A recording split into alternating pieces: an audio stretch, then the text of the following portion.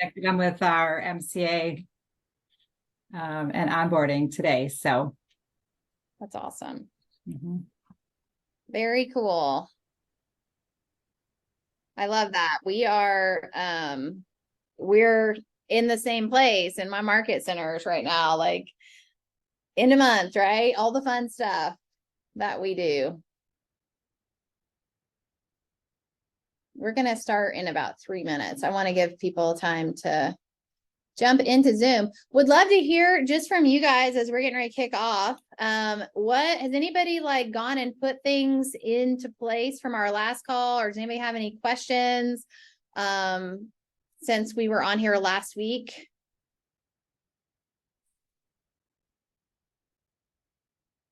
Nope. I'm working on, because I really took it to heart when you said that if you're not getting 3 referrals, you don't have a 5-star onboarding process. So I'm really working on ramping up our onboarding process so that we can get those referrals from all the new agents that come in.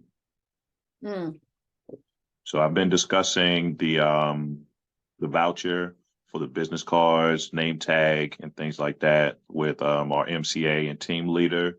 And also let them know about how you guys give them the Ignite material as soon as they sign on. So that's something that we're considering implementing here in our office as well.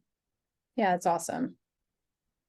Yeah, we also went back in our offices last week and just reached out, just verified anybody we missed a review on, just because we're trying to ramp up those Google reviews. But anybody that we didn't receive, like I sent an email out to every single person we onboarded this year and said, hey, one of our commitments as a brokerage and one of the things we're graded on is our ability to grow your downline.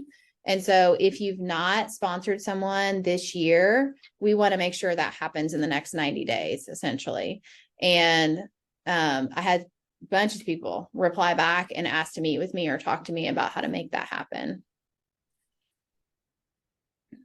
Did you guys see did we talk about the pathway to 15 last week? I don't think I teach that, but I posted it in the profit share page and like 100 people engaged with it. So that's another little tip I'd be happy to share if it would help you all with sponsoring building downlines.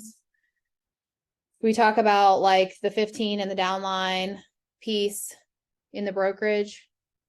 This ringing a bell? No. Okay. One of the things with KW culture, so everybody, probably everybody has seen the 52 items of what is KW culture. Correct? Has everybody seen that? Yes. Has anybody not seen it?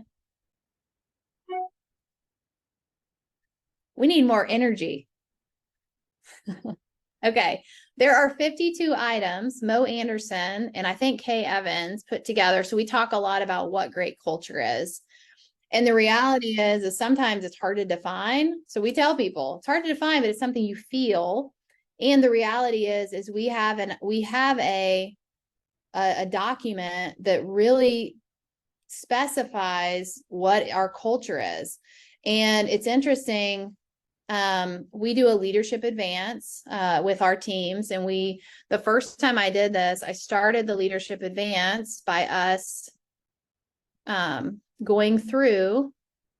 We literally went through and we read each item one by one. I let them pick the items that stood out to them, but we made sure we read through all 52 items, right? This is culture in action. This is what our culture looks like, how we behave and how we act. Is this looking familiar? Yes? No? Okay. So this is the culture in action sheet. Okay. I feel like I'm botching something. Everybody with me? Culture in action. This is what how we define KW culture. So I took this to our leadership team. We read it and I asked my leadership team, it's 2 leadership teams and 2 market centers. There were 20 people there running the market center in a company that we talk about culture. How often do we talk about culture? Every day. I mean, I don't know about you guys. We talk about culture every single day.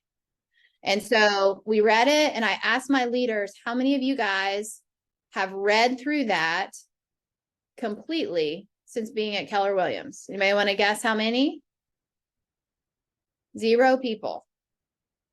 0 people. And so we talk about culture every day, but the reality is this is what culture is. This is our culture. And so why I'm sharing with you guys is number 38 in KW culture is building your level 1 profit share tree to 15 as soon as possible. Profit share is not an option. Profit share is what we do when we're in culture. Okay. So I asked my leadership team, I said, okay, guys, how many of you all have built your profit share tree to 15 people? Anybody want to guess how many? 0 people besides me. And I was an agent prior. So besides myself, I had 0 people in my leadership team with 15 people in their downline. Actually, many with 0 people. And so if we want to create a company that refers and a company of agents that are passionate about building a downline, guess who gets to do it first? Your leadership team. Your leadership team. And so we have to be really diligent as leaders to create a culture in the leadership team that grows and builds profit share and talks about it and demonstrates it so that we also, our agents, do the same thing. And so we created a document called the Pathway to 15. And I shared this. And if you guys want it, I will gladly share it with you. It's something I actually created. I just made it in Canva. And it looks like this. How do I tip my screen? See this? It's a little map. It's got 15 spots on it. And every single leader on my leadership team has that document hanging outside their office door.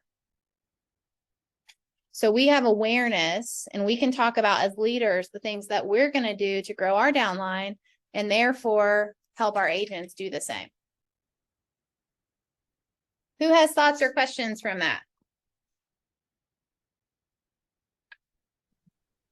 That's a system, by the way. Yes, Sarah. Do the new agents or even the agents in your office, are they able to see all of those on outside of your doors? So everyone's aware of what you guys are doing? Okay. Yeah, so we have a check every month. We've cut like fake checks, profit share checks. So each person has a check with how much they made or earned. And then we also have the people in their downline. So what happens is the agents walk up and they go, oh, is that your downline? Or the agents walk up and go, what is that? And we say, well, it says right on the document, number 38 of what is Keller Williams culture, having 15 in your downline as quick as possible. So we're passionate about helping you grow your downline and your residual income. And this is where I'm at. And how can I help you do the same? So it's just something like what you track, what you bring awareness to will improve in a market center. And that's a cool little thing. So I just thought I would share that because Dan said he was going they were working this week on getting referrals from their agents. How cool would it be if every agent in your company joined and got 15 in their downline in their very first year? Would our jobs be easier or more difficult? Way easier. Why this hit my radar, you guys, is when I joined Keller Williams, I joined the main reason I ended up moving my business was because of profit share. And I asked my team leader, okay, so how do I do this? What do I say? How many should I sponsor? And just like that, he said, you need to get 15 in your downline as quick as possible. I thought if I didn't get 15 in my downline, Keller Williams was not going to keep me. Like I would be out of culture. And I went and pulled every co-op I'd ever done a deal with, called them and said, hey, they gave me a script. I called them, said, hey, I'm making a move. I'd love to sit down and have a coffee with you about why I'm moving to Keller Williams. And that year I sponsored 12 people. And I did it because somebody told me that was our culture and I wanted to be a person of culture. So that was just a little bonus for y'all. If there's any like systems or things you guys need, we probably have something. We've probably put something together. So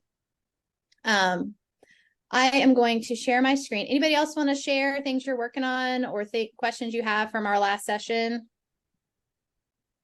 I did have one more question about that, the Sure. recruit 15. Do you ever have negative pushback with that? You probably don't because it's in your culture. So we're starting off pretty strong, but because it's brand new to us, like as Toledo, it's a whole new concept that nobody knows of. When there's questions being asked, sometimes people are like, well, they don't want to have to feel like they have to get out there and recruit. And so Yeah. we're so far saying you don't have to if you don't want to. They don't But have to okay. recruit. Yeah, they definitely, you don't want them to feel like they need to recruit, but we are in the business of teaching them how to teach their clients to send referrals. And this is how the Market Center demonstrates referrals from our database, right?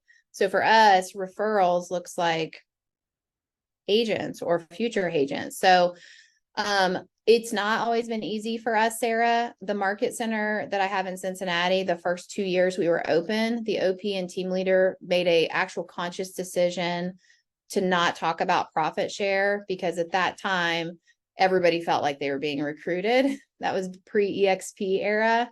So how you serve it up is really important and it's really about the people. But at the end of the day, if you haven't had Aaron Kaufman come speak, I would highly recommend it. At the end of the day, if we love what we do and we love where we work, a natural byproduct in the sales industry is you're going to talk to other people about it. So don't let them get funky in their head. Every single person on this call was invited to join, and I can barely talk about my sponsor without crying because I'm so grateful that they asked me to a coffee and gave me an MREA. So yeah, it matters. It's important. So figure out what leveling up your culture looks like around that. And yeah, it's fun. So we're going to jump in. Today we're going to be talking about job descriptions, contracts.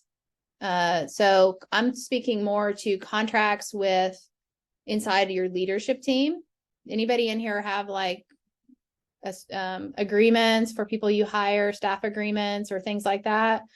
We're going to go over that. I'll give you the ones we use. You guys are you can take them and copy and edit them or whatever makes sense for you. We're going to talk a little bit about time blocking as a leadership team and shared calendaring, which I think is critical. The new licensee recruiting system. I am going to share what we did prior to moving into Command MC just briefly. I'm going to share our recruiting presentations and I'm going to show you now what we do in Command MC. We are signing up somewhere between 8 and 15 people a week into Kaplan through K-Score. Okay. So if you're not doing that, I think we'll have some value to add to you there with new licensee recruiting, and then just how we track appointments through a growth tracker. It's a spreadsheet, and then some ALC systems. And then if there's anything else you guys want to talk about, I am happy to dive into that, time permitting. Okay. So let's take a look. I'm going to start with, you guys are going to get access to this. These are basically templates we use for promoting jobs on social media. And that is just something cool we created in Canva that we'll give you, and you guys can have, should you ever need to put together some basic job description type things. Okay, so that's pretty easy. The next thing I have, okay, so these are our job descriptions. Okay, so every job essentially, every job in our market centers is here. And the way we build these, you guys, is it's in a spreadsheet. If you're a small market center, you probably started with an MCA, a team leader, and a director of first impressions / communications, right? That's kind of that beginning group. As you grow and depending on who you hire and what their strengths are, you'll start to extrapolate the bigger jobs and leverage them off into other people, right? So for us, this is how it's set up. And so you'll start with your current job descriptions and what they do. And then as you hire, I'll give you an example. My DFI, she loved onboarding. She did onboarding for us when we launched the Market Center. She loved onboarding. And when we promoted her into agent services, she decided to keep onboarding as part of her job. So I just cut the onboarding stuff into the DAS job description, and we built out the rest of her job around that. Okay. There are best practices for who does what in a market center. And yet I think DAS and DFI, you'll see a lot of overlap, and you'll see market centers utilize those people in different ways, and a little bit of the AMCA position. Also with DFI, there's overlap. So basically this is our DFI job description. Our DFIs do all of the creation visually of the Market Center training calendar, the communication of the calendar, event creation, social media posting, birthdays, welcome to KW, sympathy cards, distribution of the calendar, telling our story on social media. Ours are heavy marketing. Typically they do a lot of marketing, communication, social media type things. Again, you might have hired that into your DAS role, and that's okay too. It's going to kind of depend on the person that you hire. They also, for us, do office operations. So they coordinate the value of the affiliate program. I'm going to zoom in. They greet the recruits, track attendance to events, registration of the rooms, supplies, kind of make sure that the Market Center is ready for the day, distributing mail. They take minutes at the ALC meetings and in the leadership huddles, maintain copiers, organization, and they, for us, do onboarding and offboarding. So they do the onboarding appointments and they manage the tracker for onboarding and offboarding. Okay. We also have in this spreadsheet a 30-60-90 that is set up around that specific position. Then we have DAS. The DAS for us recruits. This is one place, you guys, that myself and Katie Barai see this a little bit differently. And again, you need to follow the path that you guys choose to follow. For us, our Director of Agent Services does new licensee recruiting, not our PC coach, because I want to pay and be able to hold accountable the amount of time and the standard that we get for that position. And PC coaching for us is an override. So they get a percentage of the closings. And so I can't force them to sit at their desk 2 or 3 hours a day and navigate the new agent pipeline. So for us personally, that is a paid salary position. They have standards for the number of appointments, the number of people that they sign up for school, the number of people that test every month, and the number of people that pass. They also, so they're going to navigate them through new licensee systems. And then they're their person the first 30 days on that orientation tracker. So they have the same point of contact from I'm interested in real estate to they're completely set up and ready to sell real estate with our company. They also do a lot of, for us, more marketing type related stuff. They do retention appointments. They work with the affiliates and the agents to drive affiliate participation. When we do pop buys or events in the Market Center, they're heavily, part of that. The Jumpstart or 30-day orientation complete to 90%. They help with the training calendar. So they assist in bringing topics and teaching. The DFI puts it together and puts together the kind of like the finished product. And then they are, for us, our DAS is DAS and director of technology. If you have a freestanding technology person, that's fine.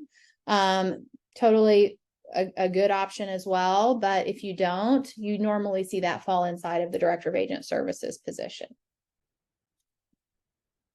And then we have in here team leader stuff. We have in here We have run a multiple team leader model, which is basically co-team leaders, one on R1s, one on R2s. That's in here. So you guys will see kind of how we set that up. Team leader 30, 60, 90 is in here. So you'll see that in here. Our MCA job description is in here. MCA 30, 60, 90, and then AMCA, and we have a PC coach job description. So if you don't have good job descriptions, I found in our company, they're tricky to find and different market centers do it differently. This will give you a good guide to maybe work off of. You'll find in here that it's very specific. The number of appointments they need to have, the number of, retention appointments they need to have, and all of that stuff based on the position. Does anybody have questions about this that I can answer? Yes, Sarah. Sorry. Okay. Do you have like some sort of a map as to how many agents you have now? You should add this person. That they actually gave out a really good map for that at Mega Leadership this year. I believe it was in the binder. What I did is I actually called and interviewed team leaders. So what we did is we followed the model like three staff or leadership until about 125 agents. And then we hired director of agent services at about 200 transactions, 175 transactions a month. You're going to probably need that AMCA. And then of course, like broker, PC coach, and maybe tech are support positions with irregular office hours. So you can have them because they're on some type of different compensation model rather than just like salary. So you'll have the supporting people in addition to your 3 full-time salary positions. I'll see if I can find that, Sarah. We actually pulled that for our 2024 organizational charts. We did that last week. So I have it somewhere and I will look for it and see if I can get it to you. But I think it was in the Mega Leadership material. Anybody else have a question about job descriptions? How to set them up? I do want to share something with you guys, and I will add this in the, I'm going to add this in the notes. I don't have it in there right now. So the team leaders, you guys know in KW Connect that there's the consulting videos so we can go in and watch as team leaders. Does everybody know what I'm talking about? I'll show you. Well, Jason Abrams videos, right? We do tech audits, people audits, the 30-30-40, all that stuff. So those are videos that they have integrated into KW Connect. We put together, I want my entire leadership team to be educated on the consulting conversations. Why do you guys think we would potentially want to do that?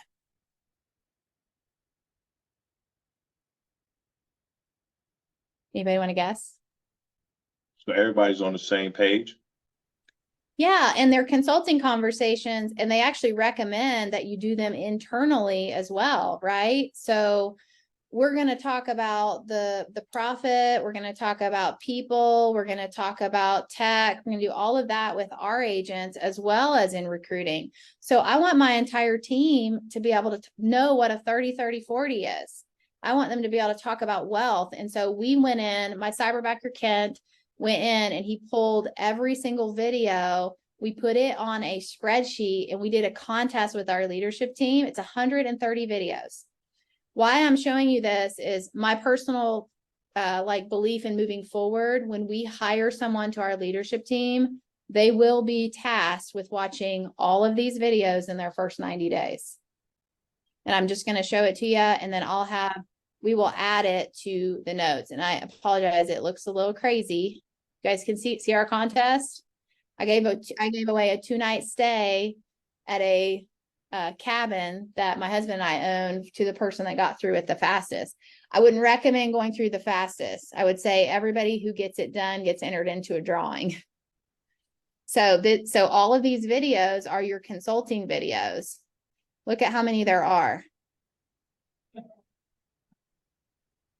So my question is, if your entire leadership team did this segment on how to empower agents to build wealth, And anybody on your team, from your DFI to your MCA to your team leader, could sit down and have a wealth building conversation with an agent. Would that change the growth of your market center? Big time. So we'll get you guys a link to this in the resources. This is just a cool little project we did. And the way it's set up now, you can go through them all, but you can't check them off and you can't really like play games with it. So we like to play games. So that I will add in there as well. You guys are going to get an access of job contracts. So this is a job contract. So I showed you the spreadsheet with the job descriptions. We literally cut and paste into their contracts the specifics to their job description. And at the end of each 30 days, we review their 30, 60, 90, which is an overlay to this. Everything should match, right? We need to have real clarity on what each person is doing and how it impacts the growth of the company. So this will be in your notes, and this is that DFI. You guys can see each section that I showed you in the spreadsheet is in here. We have market center hours in here. We have, I want every single person on my leadership team gets a spiral bound MREA, because again, I want them to think of themselves as an agent consultant. Not just my team leader, because that's too much. One person cannot consult 200 people. And so we've got some classes for them to watch. We go through the 52 items of what is culture. And then their compensation is in here. And then we have just just some specifics about our state and the first 90 days being an introductory period. So if you don't have, like what I found when I started is my market center didn't have any staff agreements. And so that created its own fun little bundle of things. Who reviews 30, 60, 90? The person that is in charge of managing the person hired. So our team leader, okay, so MCA for us would be reviewing the DFI's 30, 60, 90, because she manages the DFI. The team leader would do the assistant team leader. The director of agent services for us, they do recruiting and retention. So they're going to be held accountable by the team leader on recruiting and the MCA on retention. But the person that is their direct report would be the one that would review their 30, 60, 90. If as an operating principle, I do this with my team leaders and MCAs that I hire, as well as weekly one-to-ones, which I'm going to show you guys in the calendar. And then we have a staff policies agreement. So this is an additional document. It's funny. I kind of laugh about this. Staff policies are how we're going to show up, and everything on here is on here because of a person that we hired. Okay. So we have when the day starts and ends, if they're on salary, how lunches and breaks works. Hey, we don't do offsite lunches and breaks without approval. We don't. The reason that's in here is because we had people leaving the office for 2 hours a day, right? Vacation time, comp time, sick leave, tardiness and early departures, how we resolve excessive absenteeism or tardiness. Interestingly enough, we have a dress code. That's because of a specific hire. Technology usage. So like, hired a girl once, she literally sat at the front desk all day and played on Instagram, and we didn't get anything done. And so we had to set some parameters around what technology can be used for during office hours. And then they sign off on that. So those 2 agreements and the 52 items of what is culture are what we sit down with to make an offer to a potential hire. Is anybody doing anything differently in your agreements or contracts? Oh, one more thing. We keep in Dotloop. We use Dotloop. We have an onboarding template so that our region requires a non-solicitation agreement. So that is in Dotloop already. Personally, as a company, we also have one that our attorneys have put together. So they're going to sign their documents in addition to a non-solicitation agreement, meaning if you leave our company, you're going to agree to not recruit our agents away. Definitely want one of those. Why do we have one of those? Because this brokerage that I'm sitting in today has personally independently launched about 6 competing independent brokers in town. And we did not have a non-solicitation in place. So the team leaders left and would take like 15, 20, 30 people with them when they left. So that was something that we implemented a couple years ago. And then that's that spreadsheet. We also, you guys, want to show you something else that's not on here. Leader. We keep a file in our Google Drive called Leadership Agent Support. These are all of the models that we would be consulting with. And so you'll see in here, we did an exercise with our leadership team last week on the ideal team player. We evaluated each other. That's in here. The 10-year plan questions, needs analysis worksheets, blank GPS, blank 411s, blank P&Ls, anything that we might be consulting with, we keep in a Google Drive so our team can resource them. We also keep about 10 of these printed in a file folder, a vertical file folder, where we can go grab them at any time. I just came out of a recruiting appointment. I ran in, I grabbed the GPS. We keep about 3 of the 1-page playbooks printed, and we can just grab them and use them in consulting internally or externally very quickly. Anybody doing anything similar to that with our models, like using models in the market center in a systematic way? Is this helpful for you guys? Yeah. Okay. So you guys, if you can also just add a view only on that one to the notes, then they'll have access to that as well. But I would just encourage you to build systems around consulting and things like that, you guys can train and coach and consult your leadership team over time. You want everybody, like, here's my playbook. Every single person I hire is potentially a future team leader. At the front desk, every single person I hire is a potential future team leader or a potential future OP or whatever else. If you don't see the potential in that hire for that, that's called what we call cul-de-sac talent, and you've probably hired the wrong person. So we want to be in business with people that we enjoy growing and leveling up, and hopefully one day replacing you so you can go on and do your next big opportunity. Okay, so I am now going to show you the Google calendars. I have a goal to create sample calendars for every job description we have, and I haven't gotten that far, but I do want to show you guys kind of how we're set up as a leadership team.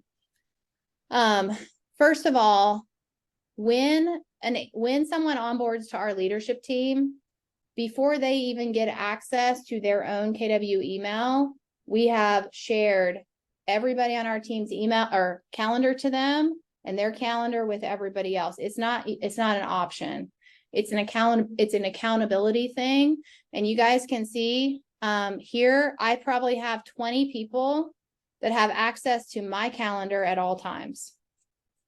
And I'm an operating principal. So they know what I'm doing, who I'm talking to, what I'm focusing on. They know that by the way, please don't go tell your operating principal you need access to their calendar. I'm just saying I started this as a team leader, and I wanted my team as a team leader to know that my goal was to set 10 appointments a week, and they could see whether or not I was doing it. And it really helped me. So the thing about the job descriptions is the calendar should reflect the job description for the person that you hired. So whoever's leading the DFI should be sitting down with the DFI and saying, okay, let's look at your job description. What are all of the things that you do By the way, this is my DFI's calendar in Cincinnati. And by the way, she follows her calendar. We teach time blocking, we teach calendar management. So we huddle every day. She spends 30 minutes setting the office up. She works on marketing, social media engagement. All the things that she does is on here. We already talked a little bit about how we do onboarding appointments, right? So we schedule, we don't throw onboarding appointments on top of her time, right? We look at when she's available and we schedule onboarding appointments inside of her availability because she's got her top 20% blocked. Okay. And then the other thing that I've set up, I'll show you this. So I'm going to use DFI as an example because for us, they have 1,000 moving pieces. They do all of our communication. Every week or month, we have for the DFI, we have these little time blocks. These are their benchmarks or their deadlines. Okay. Do you guys have a deadline for when your calendar should be completed? I know it's the 28th of the month. We're behind in one of my market centers and our calendar is supposed to be completed the 3rd Friday of the month. And it's in the calendar that it's to be completed and all the things we do to communicate it and distribute it. So every week, my DFI is supposed to be doing an agent spotlight on social media. We have a Google form that the agents can fill out for us to celebrate them. So that's just something that they do as part of social media communication. We want to celebrate our agents. For this month, tomorrow, we have a deadline. They need to have the calendar, the big calendar the dry erase calendar updated, the affiliate flyers updated and posted. We're going to do monthly announcements on social media about our affiliates, which I showed you guys last week. And any other resources or things out. We're going to update the marketing around the market center. I'm just going to go forward a week and show you a couple more of these.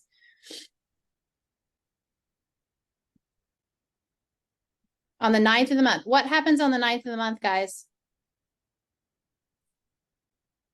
Oh, this one is her survey, her affiliate survey. It's going to pop up on the 10th. So every month, the second Monday, we send out a survey to our affiliate partners. And we ask them, we talked about this last week. We ask them who's giving them business, what they're doing well, what classes they want to teach the next month, and then who they want to refer to the company. So that's a benchmark. Here's another one. 10th of the month, our reports drop, right? Multi-year trends drop. The lure numbers are out. So our DFI does, they create graphics for agents whose business is up. So we post those on social media. We do a business up post in our team meeting slides, and they update our lore on social media. It goes in the team meeting. They're printed in the office, and I'll show you guys. Our VA puts them also on our website. So our agents at any time can pull market share, lore, company numbers for their presentations. So you guys can just kind of see, you can build in for the people you hire, you could actually create like a perfect calendar for the week. And when you hire them, you copy it onto their calendar and just put them on the path for success. For us, around this says the 16th. I think this month oddly is like early, but it's the 3rd Monday. We do our profit share reports. The reports are signed by the team leader. The checks are created and put on the agent doors. There's a ranking slide in the team meeting. We update the big dry erase check in the office, and we make a fun profit share post. So just kind of showing you guys what it looks like to have specific job pieces. My MCA, she has like her soft closes are in here and what to send out and to who for soft closes, right? Can anybody think of anything else around job descriptions that we might want to put in a shared calendar?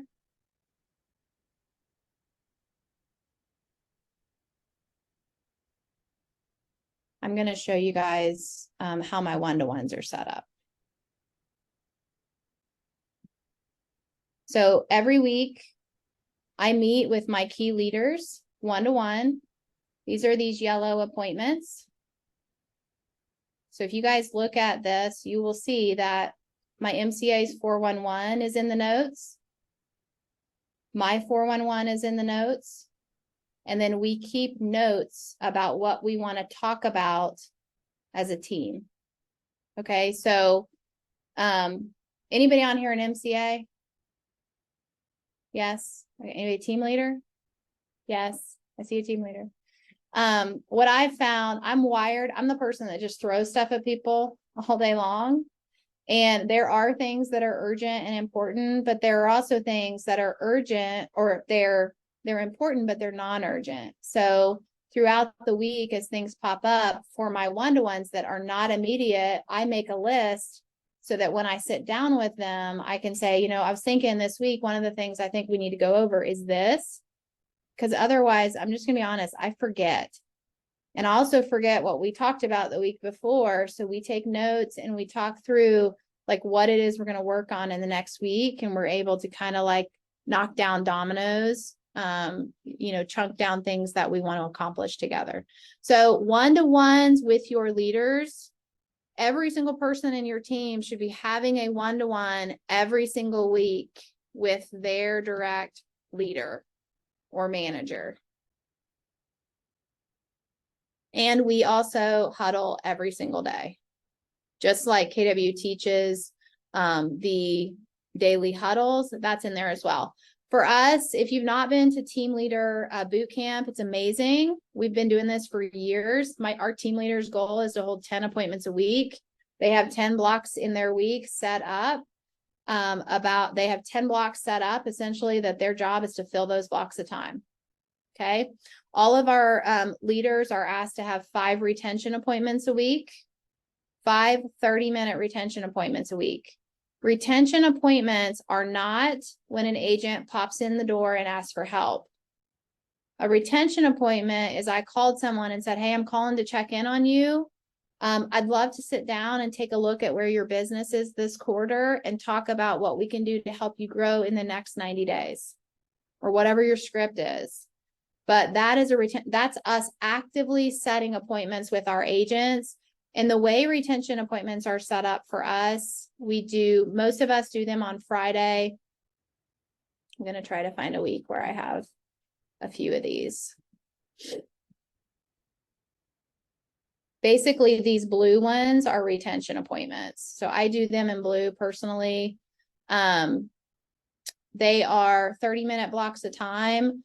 I personally do them on Zoom because that allows us to be efficient with the time. And then we take notes about like what we talked about. And those are in the calendar invite. Okay. So we just write down some things we're going to work on. Those go in the calendar invite, or if I want to send them a resource, it's in there and they can go access it later. Anybody have questions on calendaring or setting up shared calendars with your team, how that works and why it may not benefit you guys as a team?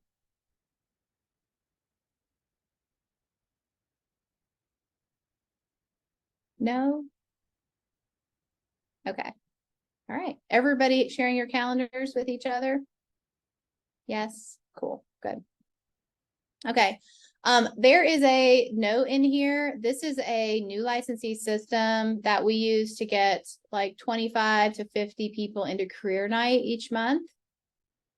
So that's in here, and it includes some smart plan stuff. It also has how to create ads on Indeed, what the ads say, how you follow up with the leads, and then how to do a Facebook job posting, what that looks like.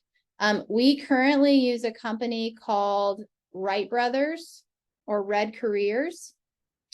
They generate for us somewhere between 10 to 15 leads a week, maybe more, for people that are interested in real estate school. And they run ads on multiple job posting groups online. Those leads come into us and we funnel them through Command MC, and I'm going to walk you guys through that process. But that's just a resource there. One of the systems, well, actually, I'm going to go ahead and go through, if it's okay. Do you guys want to see our new licensee recruiting presentation? Okay. Before I do that, let me just kind of tell you how we set this up. Every single week, on Thursday or Friday, depending on how you want to set it up. We have a 1 hour Zoom career info session. And for us, our director of agent services runs that. And I'm going to go through what we go over, and you will get a recording of me doing the presentation. Okay.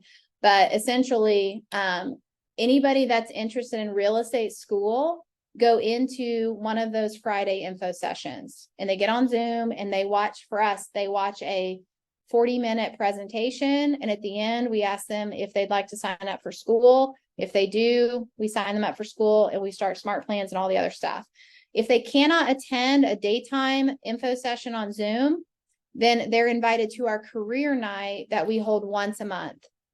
Career night is generally for us on a Monday or Tuesday from 6 to 7 p.m. is career night. It's the exact same info session. And from 7 to 8 p.m., we do a test prep for the state test for the PSI exam. So the career night is 2-part. It's info session and test prep. The other ones are 1 hour info sessions that we do throughout the month. Every week, essentially. Something important, I'm actually just going to show you before I show the presentation. I'm going to go into Command MC and show you this. So here's the thing. We do not accept referrals for new licensees any other way than the locations.kw.com link that is specific to our market center. Does everybody know where to find that link? Or do you want me to walk you through it? Sarah? Yes? Okay. Sarah's launching a market center, so I have an idea. So there's your link. It's locations.kw.com/location/your market center number. Or you can go to locations.kw.com and search for your city, and you will get to your market center's page. This link right here, this is saved in my cell phone as a contact. The contact name is KWC referral link. If somebody texts me and says, hey, I have somebody interested in real estate school, I say, that's awesome. I'm going to send you a link. Please go ahead and fill out their information, and we will follow up with them by the end of the day.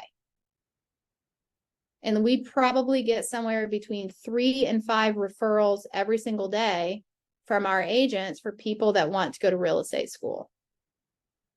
But here's the thing. The Post-it notes and the notes, and we're going to input them for you, does not work, because we've done it. And what we have is we have a first name and no last name, a first name and a phone number, but no email.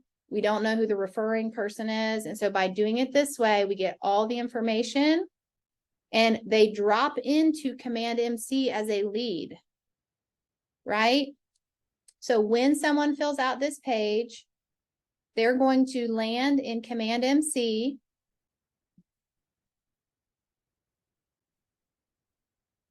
In the pipeline. Yes, Sarah. Do you have something like this for recruits that are already licensed? It's the same exact link. Okay. It's the same link. The only thing about licensed recruits is we ask that they refer them. They do a 3-way text introduction to the team leader, because that's a different level. If it's a brand new licensee, they can just drop them in here, because we're going to immediately start a smart plan where a licensed agent is going to probably get a call and a conversation to set the appointment. So we ask them to input them here and then also start a 3-way text. So for us, our standard is that we have this at 0 by the end of the day. And then how do you track everybody in your personal cell phone? Do you just because I keep having so many recruits in my own phone, so I personally have started putting KW at the beginning of their name, or I just didn't know if you have a personal tip for tracking people. For the recruit or for your agent? Both. So at launching a new market center, I would just go in and fill out all of the complete contact info for your agents. And then just put in, like for me, KW Commonwealth agent, I would put that in their title. If it's a recruit, you're going to add their contact information The other thing is always reply. So generally people will say, hey, Tara, this is Sarah Talbot. She's interested in talking to you about Keller Williams. So I can always go back and search like my text messages to find people. But if I forget to save somebody, but the reality is they should be coming in here as well. So you're not going to lose them. They're coming in as a lead, and then that's going to initiate activities, and we won't lose them if we're using this system correctly. Okay, so I'm going to go through this part of the class is really more focused toward new licensee stuff. So I'm going to walk through what we do here.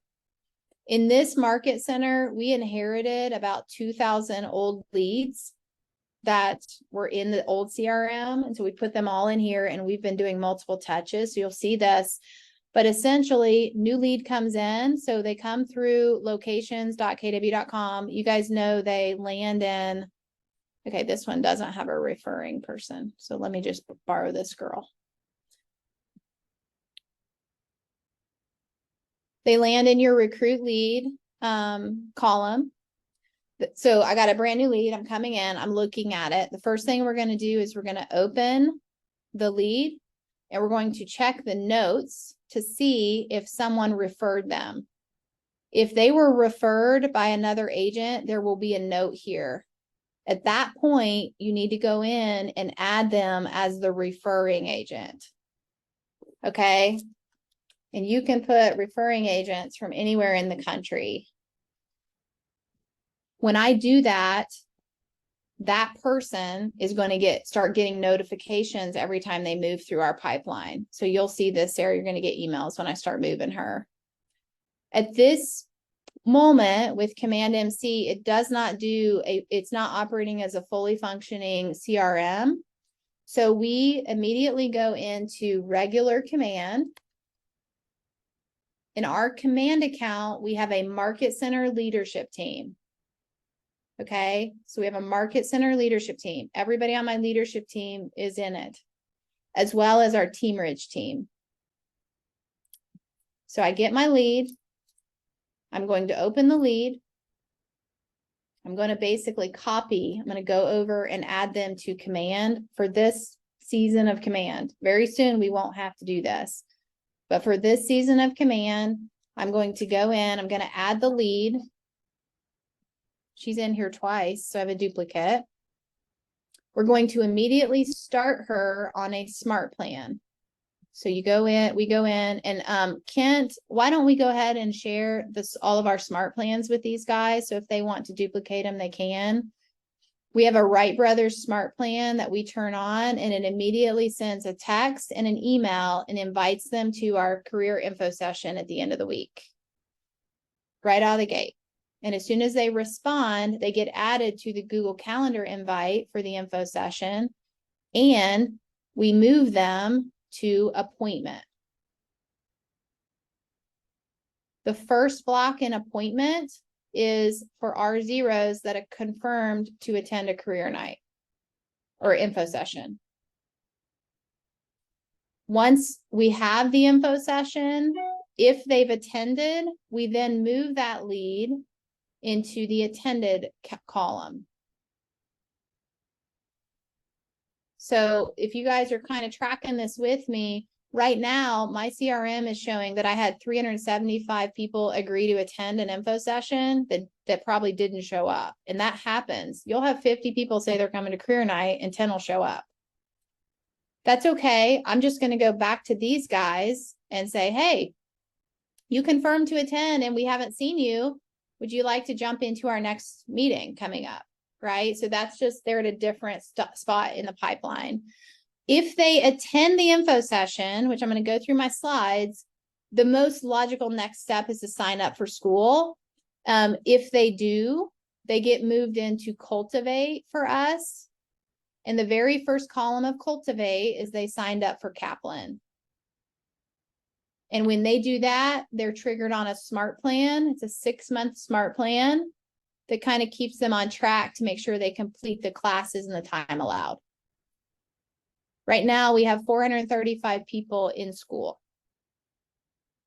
Once they've completed, where did my girl go? Did I lose her? That was great. Once they've completed, let me go see if I lost her over here. Oh, I lost her. What was her name? Oh, there she is. Once they've completed Kaplan, you will then move them into completed. And now I know that I have 30 people here that have completed Kaplan. And I have another 26 that have done their background check, and we're just waiting on them to schedule their exam. So these two are kind of in a similar stage. We just want to make sure that we help them get that background check done. And then if and when they pass their exam, they're going to get dropped into committed, and it's going to ask for their projected join day and the potential company dollar. Okay. So I'm going to go back to recruit. Let's say you have a recruit come in.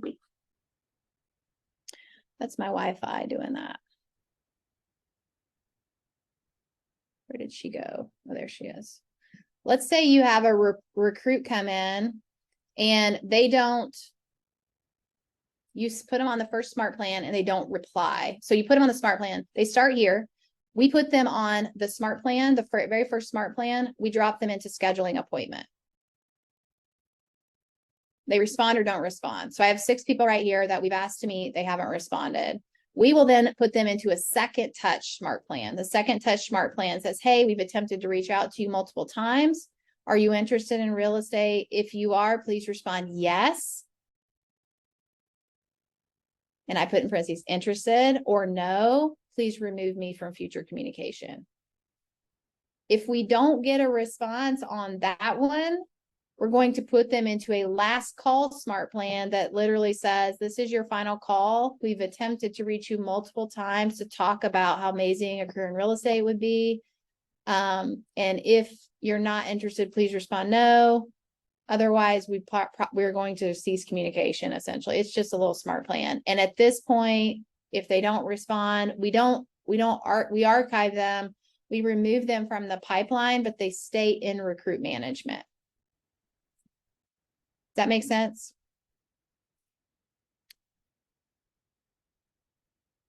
Can you add people to more than, you cannot. That was a good question.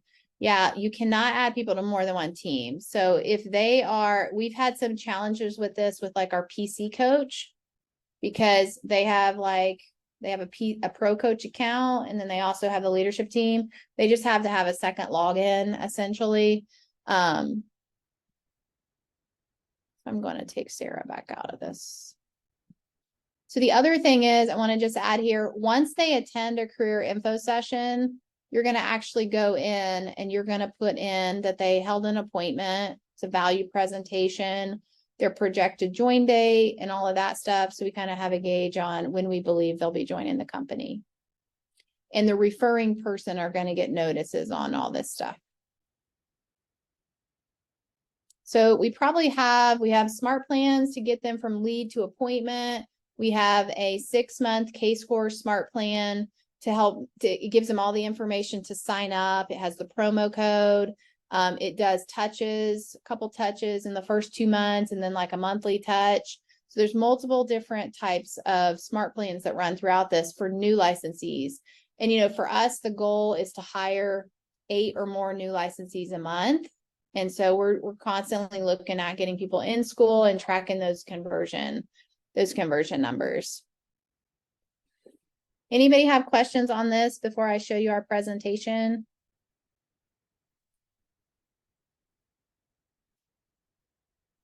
Okay. We're going to do this. So we keep all of our presentations in Canva. By the way, this presentation, if you use this, you don't have to use mine. You may have your own, but this is recorded for me. So if I have somebody that said, oh my gosh, I had to jump out halfway, we actually send a recording of the presentation to everybody that attended, and we have it in YouTube. So if somebody's like, I absolutely cannot get there, but I'm ready to start classes, I say, great. Please review this presentation and let me know your next steps. So they have to get to the end where I say, these are your options for next steps. And then they'll come back to me and say, I watched it all. I'm ready to start my classes. So I would recommend whatever you use, record it so that people can go back and review it. We also share these slides in a link so they can go back and see the slides after the presentation. I'm going to go through this super quick. But remember, again, this is about a 40-minute presentation. They have to go through this presentation with us in order to be eligible for our sponsorship or scholarship program. So we talk a little bit about our company. We talk a little bit about being an independent, locally owned company, how many people we have. I do play this video. This is the purpose video for what Keller Williams is about. This is the one they shared at Family Reunion last year, where entrepreneurs thrive. I think it's a really great snapshot for a new agent on what real estate agents get to do. This is our leadership team. So we talk about, I just touch a little bit on each person, what they do in the team, and that they have an amazing support team at our company. And all of us are focused on them, their specific goals, and helping them be successful in the business. We talk about our ALC. So we have 215 agents in this brokerage. So we talk about how you take a large company and create small community groups. So these are our ALC tribes, essentially, what it looks like and what it looks like to kind of plug into those and be, around top producers. You guys have probably all seen this, Who Your Business With Matter. We talk about just Keller Williams, the stats, what we're kind of known for, our accolades, our market share, here in Central Kentucky. We talk about culture. So we go through MVVP, what that means, what it means to be part of a culture, a collaborative culture. Here's a snapshot of our training calendar. This is a growth slide. So just, you guys have probably seen these things Keller Williams offers. At the end of the day, it's all about growth. Talk a little bit about that. Every single person we onboard gets a KPA assessment link. So we talk about a little bit about doing that assessment, the KPA link. Hold on a second, guys. Sorry, I'm in the wrong presentation. That is our licensed agent presentation. You guys probably don't want to see that. I thought I was missing a couple of slides. Let me go back. This is going to look very similar. There's a couple additional slides in here. We have multiple locations here, so we do share the locations. There's the video, there's our team, ALC. Okay, actually the first few slides talk about the licensing process. So how many hours, what they have to do to get their license for the state, the cost involved.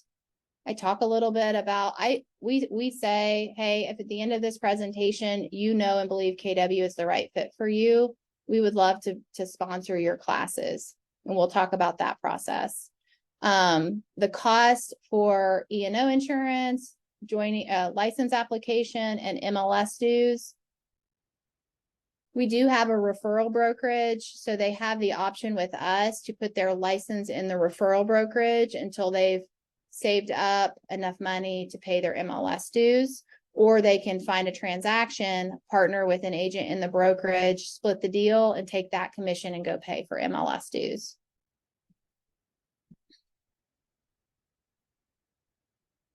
This is that process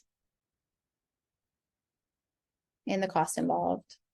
And then we also have, this is a printable graphic that my agent services created with links to all of the places, like where you go schedule your background check, where you schedule your exam, test prep stuff. And so we give them an option to have this as well. What do real estate agents do? We talk about that, and we talk about the 5 or 6 things we teach really well to help them grow big businesses. There's that slide already covered, and that slide. Culture. This one you guys can see it's loading the Ignite schedule. So for new licensees, our expectation is that they attend Ignite, and it puts them on track to sell 16 transactions. So we do talk about that. Talk a lot about training. Livian is our Team Ridge model. Livian has a market center team model. So if anybody's interested in that, just shoot me a message offline. This gal on the slide is the national director for market center teams, and she luckily works in one of my offices. So she will be happy to get on a call and talk to you guys about what that looks like. So we present Teamridge. Teamridge for us is mainly tailored for our new agents, and we also have top producers in the program. It's replaced coaching for PC coaching for us. So we have 5 or 6 slides on Livian, the path. We auto enroll our new licensees into Teamridge. So we talk about what that looks like, what they get, what they pay for, and what it'll look like when they onboard. There are those growth slides. We show a 1-minute video, 2-minute video on command. Talk about technology, the books that we recommend reading, how our company supports MREA. And then we go into our compensation models. So we explain how the cap works, how their splits will work, how they'll be paid, what they can expect financially, and our fees. So what they get, our fee in this market center is $90 a month. What they get for their $90, what's included. And then we talk about profit share. We talk about our expectations to help grow their passive income. You guys, I probably get almost as many referrals from people in school as I do from agents in my brokerage, because right here I tell them, you have the opportunity right now to start sponsoring people. You can sponsor people to Keller Williams up to 90 days before you actually join yourself. So we have people in school send us referrals all the time. We talk about our insurance and benefits that Keller Williams offers, what they get when they join. So somebody asked me this the other day. They get a custom name tag, 100 business cards, some presentation folders, note cards, a headshot, a t-shirt. We do custom email signatures, and they get a Facebook marketing post. And then this is that tracker. So we talk about what it's going to look like to onboard, their orientation, and their first 30 days with us. And then this is, so this top one, I literally say, grab your phone. We have a Facebook group for people that are currently in classes. So I want you to scan the group and go add yourself. We have study resources in there. My girl puts in she does a test prep question, I think, every day. People connect and do study partners. We go in and just we'll ask, hey, who's testing in the next 30 days? And we'll have all these people comment. So it's just a place for people to talk about the process they're in. And then we ask them to follow our public facing Facebook page. We talk about the referral brokerage, how that works.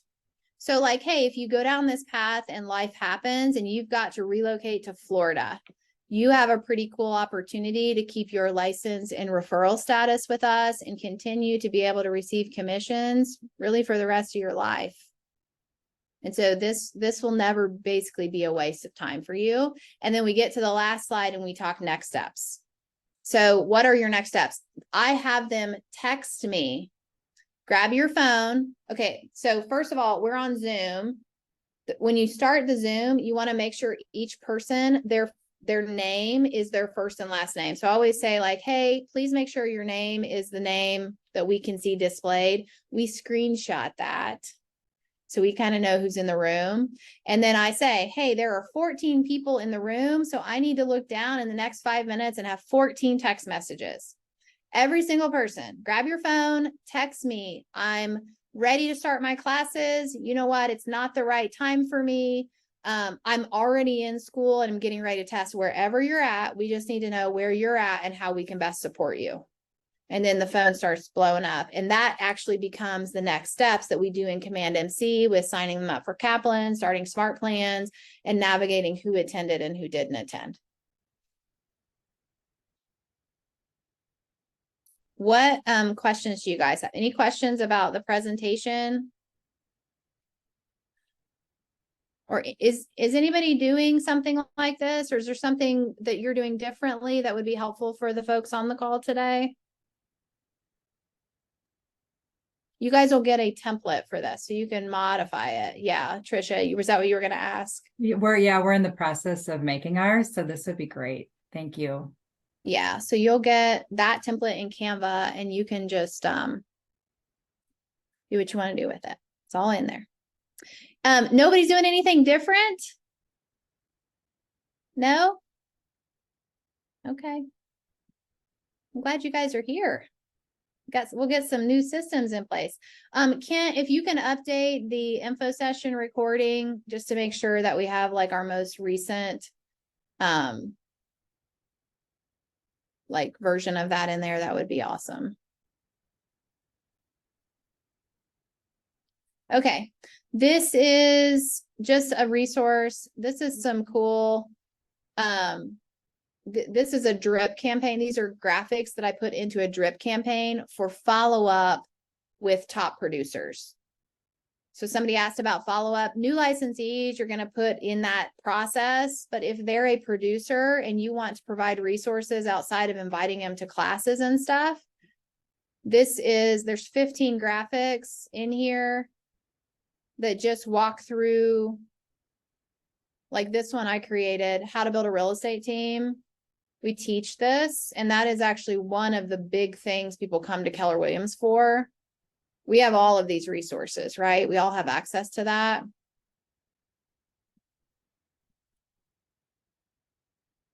This is Gary Keller's suggested reading list. I found that online somewhere. KPA assessment. A little bit about pipeline through command, opportunities, mobile apps. So there's just some slides that you guys are welcome to use and create a follow-up smart plan with.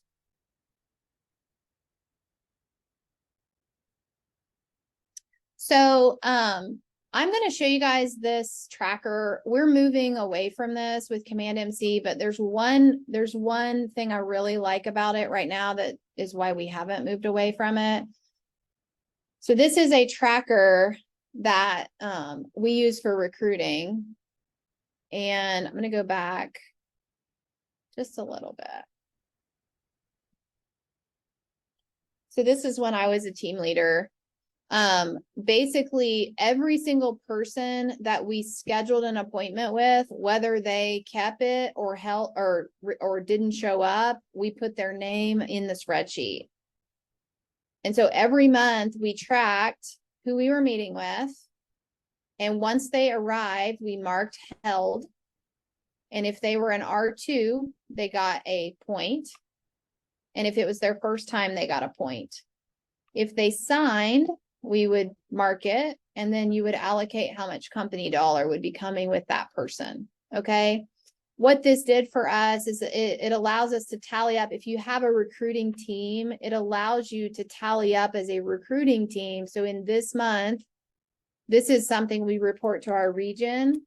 So it allowed us to have active and on hand the numbers we report for regional calls through just activities that are live, right?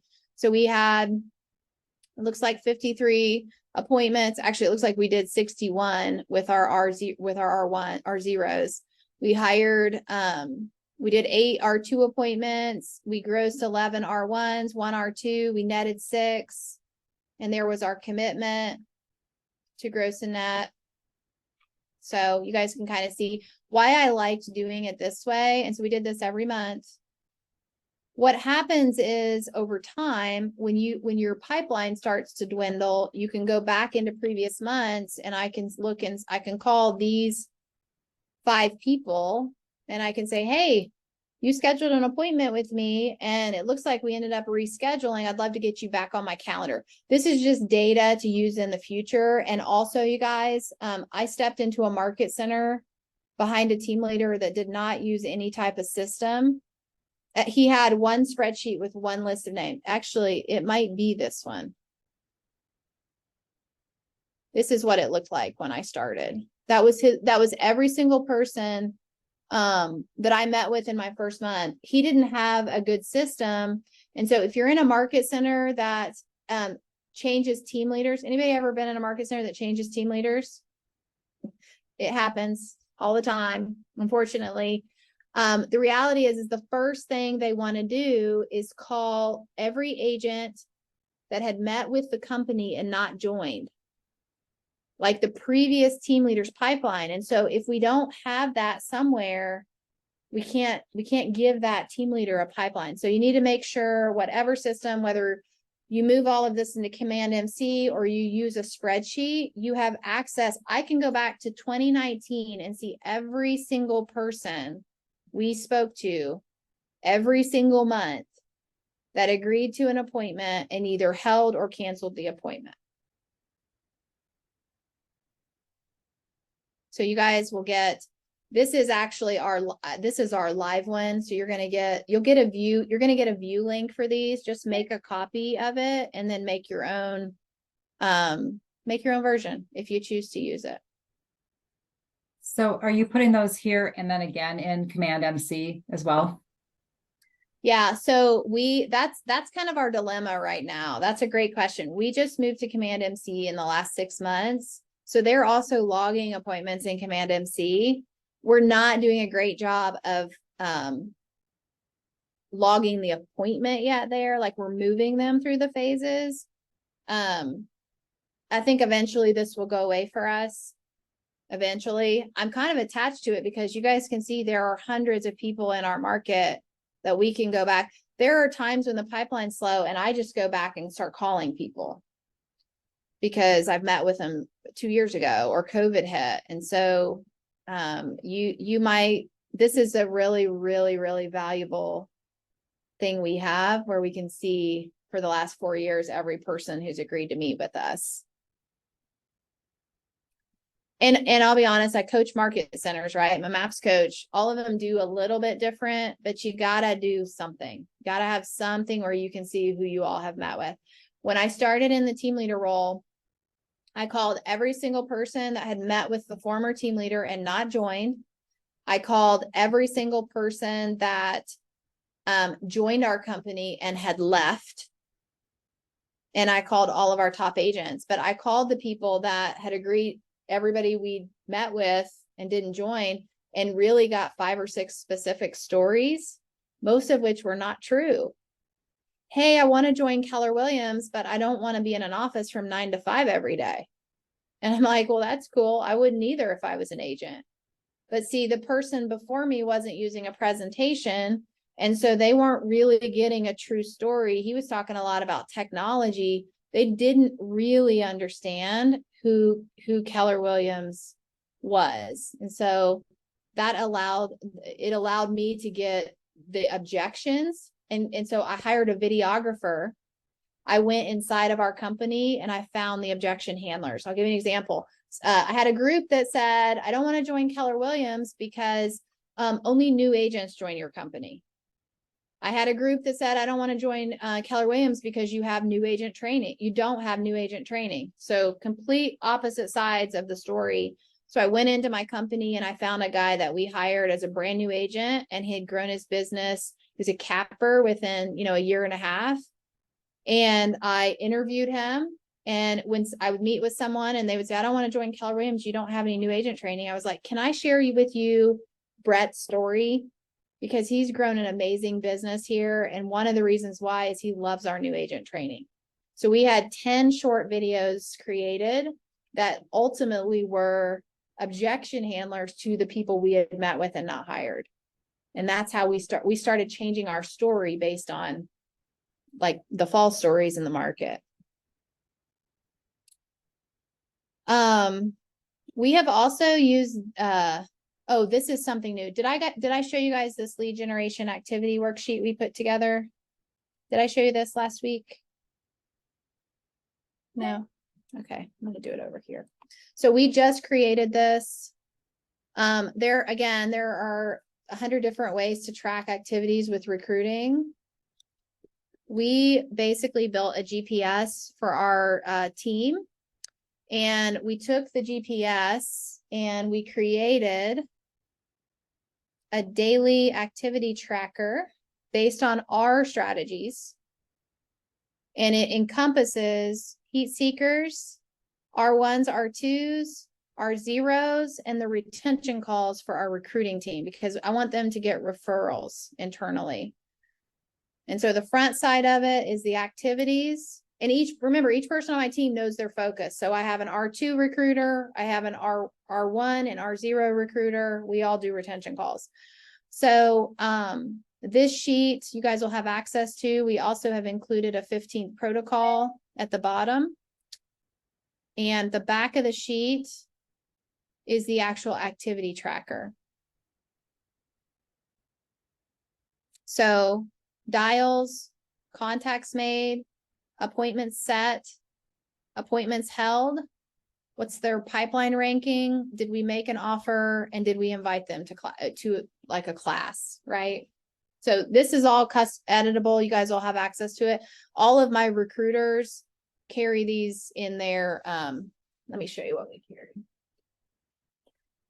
Everybody on my leadership team, you guys, has a binder like this. Every single person has a spiral bound MREA, and they have a report binder. I've got a bunch of stuff crammed in mine. The number one thing we have is our regional rankings for gross and net and profit. Some of the people on my team have their 411 at the very beginning.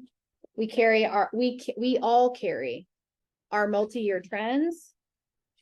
We carry our vital signs. I have my KPA in mine. Our market center GPS. There's your 52 items of what is culture. I have a cheat sheet for the key pages of the MREA and the key pages of the SHIP, as well as there's my GPS. And I also, the one that's not in there, that's in the front, is my recruiting worksheet I just showed you guys.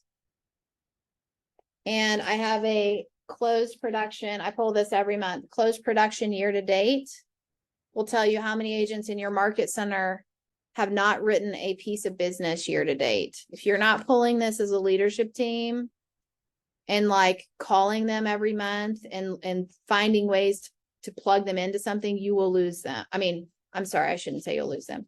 They're at risk. We'll just say they're at risk. Sarah, what were you going to say? Or question? Okay, what does rank mean? Oh, so like pipeline ranking. So I met with an agent. A 10 is they're going to join within 30 days. A 9 is 30 to 60. An 8 is 60 to 90. 7 is 90 to 120. And a 6 is I had a good meeting, but they haven't committed to join. So it's just so that like, if you're the team leader meeting with your team, first of all, you've got to lead the way by doing the activities, but you can sit down and say, okay, this week I met with 12 people. I've got 3 that I believe will join in the next 30 days. And these other, so it's going to force you to think about when you think they're going to join based on the value of that meeting. Okay. And if you made an offer, which, hopefully you're doing that, you'll be checking that off as well. Nice. Yeah. Do you have an offer form, or Yeah. are we getting that? Is that in here already? I don't see it, but I will have Kent add this for you guys. So we have an offer template. I'll show it to you. First of all, in the beginning of our offer templates, we have standard offer letters. So for a new agent, it's just so like, if you want to make everybody feel important, everybody's going to get an offer. So new agent offer, and it's just stuff we already would give any new agent that joins. It's just packaged up in, hey, we'd like to make an offer to you. We have an R1 offer letter.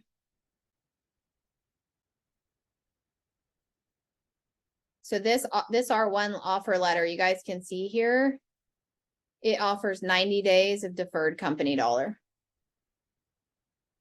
This is an R1. So the reality is they're probably not going to write between us, they're probably not going to write a deal in 90 days. We want them to, but to defer an R1 90 days, they're writing probably three transactions a year anyway. So that might be maybe one free deal. It may not be. And then we have offer letters, and you guys are going to get these. There's a lot. You see them? Most of them are the same, but we do a custom offer letter for pretty much every licensed agent. We download this and we just put it right in Dotloop. They sign off on it at onboarding or in person, and we scan it in. And then that way, if our MCA never ever needs to pull the offer letter, they have access to it. So we'll get, Kent, if you can just add a template link to this in the resources, that would be awesome. Is anybody doing anything different with offer letters? Or, I think I have a little different style down here somewhere. There's some different styles too. So yeah, so you guys will get access to the offer letters. I'm going to show you guys a couple of things. Any questions so far? We're about an hour and a half in, so we might get done a little bit early. Okay, ALC systems, this can be a little bit overwhelming, so I just want you to like stick with me here on this. First of all, we set up systems so that like this will take you probably an hour or two at the beginning of the year, but once it's set up, it's set up. One of our systems is we actually have in our calendar, we have an ALC calendar. And I don't know how important or not important this is, but essentially the committees are created at the beginning of the year and they have standing committee times. Our committees meet the first 2 weeks of the month. And then the third week of the month, we do our ALC meeting. So when we launch an ALC, let me go into, so these ones aren't set up. Oh yeah. So like this committee has all of their committee members in it. And so you can see as we launch who's in it, if they're going to change the location, if they're going to change the time, they can go in here and move their committee calendar invite. So that's happening. We have a calendar essentially for it. Each committee meeting has access to the notes. So this is the culture committee. This is their notes. This is who attended. Here's their notes from the meeting. These notes are linked to our big meeting agenda. Okay, so that's the piece of this that takes a little bit of time. You guys will get access to all of this. In this file is all the covenant agreements for the ALC.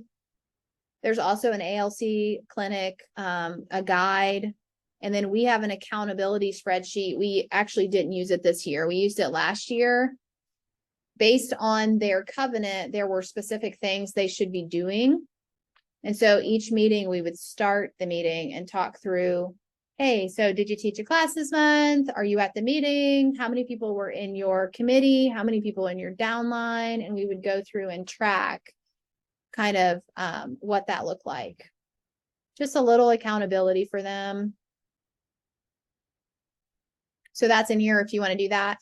All of the resources for our ALC Advance are in here, which I'm going to show you the slides here in just a minute. So you'll have lots of cool things for the ALC Advance. And then each month's agenda is in here. So this is each tribe has their own meeting minutes, right? We talked a little bit about that. They hyperlink into the big meeting agenda. Okay, so this is my March, I just pulled one, agenda. All of this is in the Google Drive. These are the things we talked about. So we had a MAPS coach zoom in. She shared information. There's the growth committee update. Those meeting minutes are right here. So we can, like, I'll be honest, half the time my ALC chairs forget what they talked about the week before with their committee. So we just open the meeting minutes while they're sharing and they go, oh yeah, that's right. We had an idea to do this, this, and this.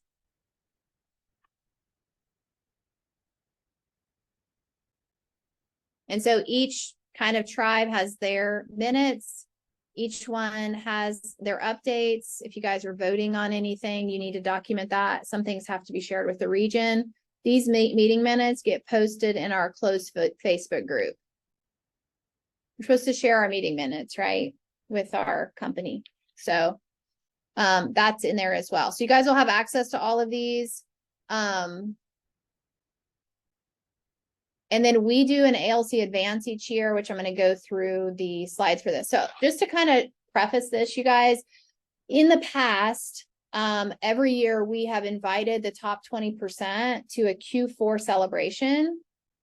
The Q4 celebration, actually, let me see if I can pull this up. I don't have this in here, so I'm going to show it to you.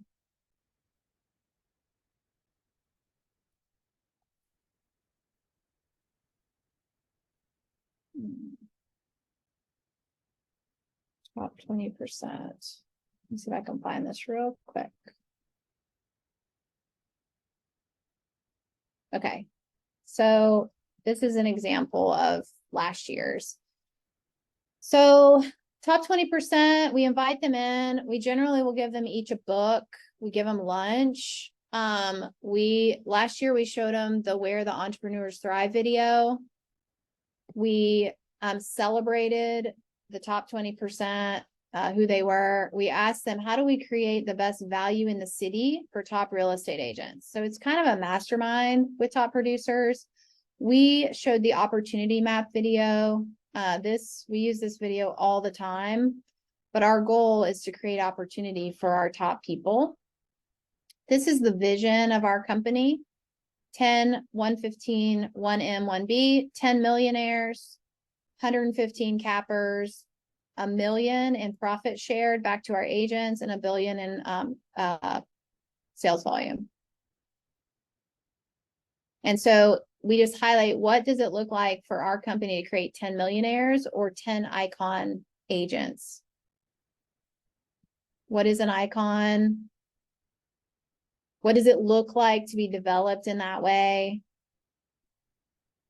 We thank our previous ALC. Maybe this will load. We thank our previous ALC. We give them gifts and thank them for their contribution for the previous year.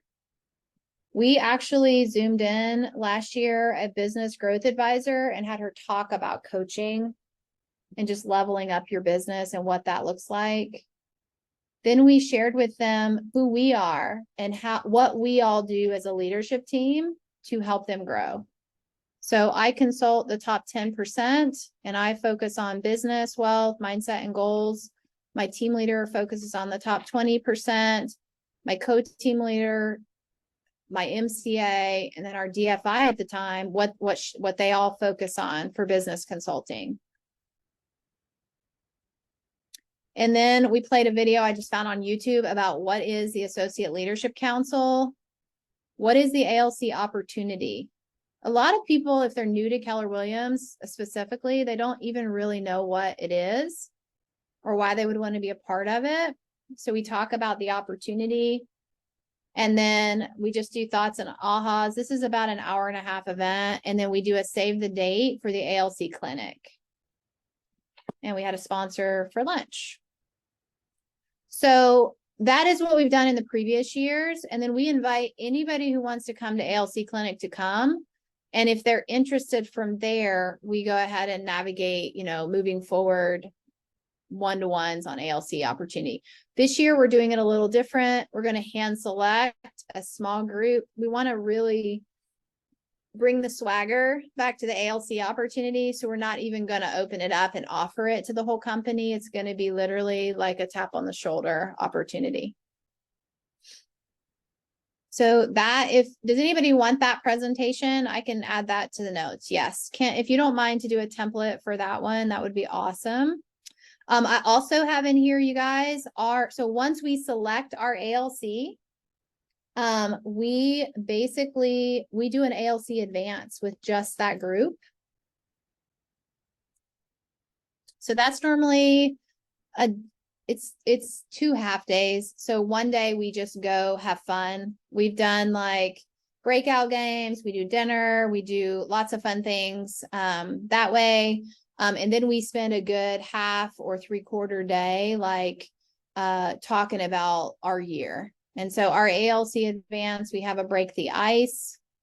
We talk a little bit about why the purpose of the ALC, it's to grow leaders. We do the bold values exercise as a team, and we pick 3 words that's going to define our ALC year for the year. So our values as a group. So that's in that drive file, that activity is in there. All these activities are in there. We talk about the covenants and what it looks like to be on the ALC, from the team leader to them, from the MCA to them, and from them to the market center. We share a little bit about our goals and actuals, and then the year ahead, what we plan to accomplish as a company. And then we got this from somewhere, like instead of one year, we tracked all of our ALC's goals. And then one year we just decided to have a one thing that all of them would benefit. And this year they all wanted to do lead generation together once a week. So we did a standing come lead generate with your ALC every Wednesday. And we did it in our bullpen, and that they decided would be the best thing. GPS and multi-year trends. So this, I think on this slide, we focused on their GPS and their numbers. We also showed them the market center GPS. Yes, Sarah. What is your 2 slides back? Yep. What does the, so their one thing was lead gen. What does that look like when they all get together? We did, they just made calls in the bullpen. Sometimes they would do retention calls with us for the market center, but they just lead generated for their business. Okay, so they just Yeah. have that as their set time on their schedule. Every Okay. Wednesday. Yeah, we talked about, you guys can see this graphic. We talked about like putting their goals and actuals outside of their doors. I got this from somewhere.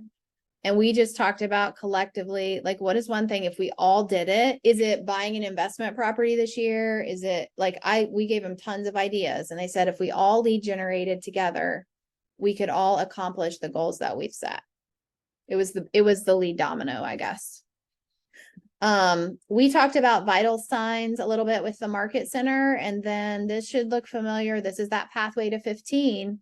Okay, so you guys are our leaders. How many people do you have in your downline? Because we need our ALC to have 15 in their downline as quick as possible. So we strategized that a little bit.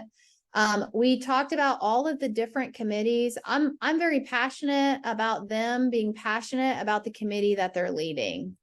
So, what are you passionate about?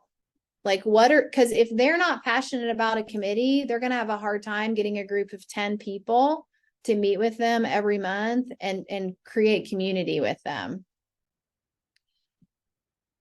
And then we went through, this is in there, this is how you establish ALC committees, and we build a GPS for each committee for the year based on the market center GPS. So your committees should be running the plays that the market center has already decided is important. We also then do a roster draft. So this is where we take our roster for the market center. We literally give each ALC person a different colored highlighter, and they get to pick 2 names and hand the roster to the next person. 2 names, hand the roster to the next person.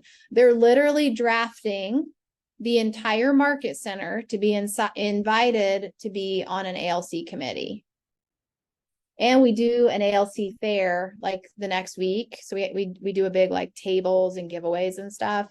But I want every single agent in my market center to get invited to committees, to small groups. That's a culture thing.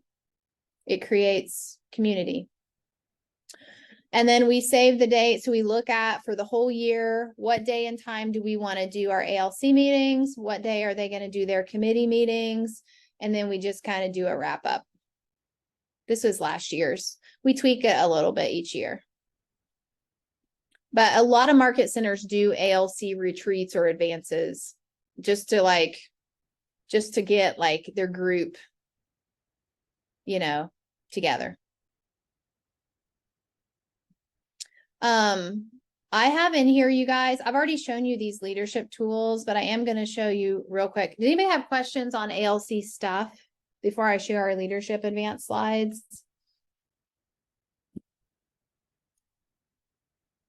No? Okay. So very similar to ALC, we do a leadership team advance. So you guys will get these slides. You can play around with them and do what you want to do with them. This is our leadership advance. I think this is not the last one we did. It's the one before. So I told you guys, we went through and talked through every item of what is culture. We shared the vision. This was 2 market centers. So we were kind of talking through the different market centers. We had Bo spoke on the 6 personal perspectives. I don't know why that's in there twice. We actually pull up the year-to-date top market centers in the country, top 10 market centers in the country for gross, and top 10 market centers in the country for net. I want to shatter whatever their limiting beliefs are or their beliefs are about what's possible. And so if a market center can gross 339 agents or 375 agents, we can also do it. Right? So we look at how top market centers perform. So then we can talk about how we're going to choose to show up as a group. What's the difference between the top Keller Williams office and everyone else? I just in this season, for whatever reason, I went through the difference between victim and accountability. How do we build a company agents will never want to leave? How do we build a company that consumers walk in and look for agents? Bo taught the 5 levels of leadership. Little graphic in there. In this specific year, I actually zoomed in Brinley Tucker. I don't know if y'all know Brinley. She has an amazing story. She started as a director of first impressions in a market center. She's never had a real estate license. And she now she's been a MAPS coach. She runs one of the big leverage companies nationally. She's iconic at Keller Williams. And I had her talk about every year I have somebody zoom in that started in a leadership team and has grown. Michelle McBride zoomed in with us this year or a couple months ago. We talk about talent versus non-talent. How well do you need to learn the MREA to see yourself as a top real estate coach? Here's the reality. If everyone on your leadership team read the MREA 1 time, you'd probably be ahead of 80% of your agents. This isn't that difficult. It's just how bad we want to do it. If you read it twice, you'd be ahead of probably 98% of your agents, right? Because how many people read it all the way through and how many read it 2 times? So you guys can outpace your top producers in a month if you choose to study the models, right? What type of leader would you need to be in your specific position for others around the country to start calling you for help? So just challenging their thinking. I taught them, so we always teach them models. So how to do a growth plan. And this one I had them do. So where did they want to grow that year? We played a leadership edition for Kahoot, and it was literally their job descriptions. So who on our team makes 150 social media posts a month? And they went through probably like 20 questions, and it was really fun. Actually, our DFIs always know more than everybody else. They watch everything. We watch a 10-minute video on 411s, and we had them create a 411 using their job description. Build your perfect calendar. I show the team leader calendar. I want the team leader to feel the weight of leading the way by how they manage their time. So we go through how the team leader is supposed to show up. And then they build their calendar based on their job, which a lot of them, it depends on how young your team is. We do a needs analysis role play.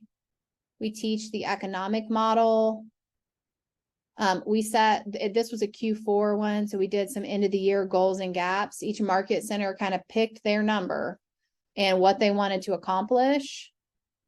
And then we gave them all the book, The Go Giver, and talked about the recap of that, the date. We do a huddle with both market centers once a week.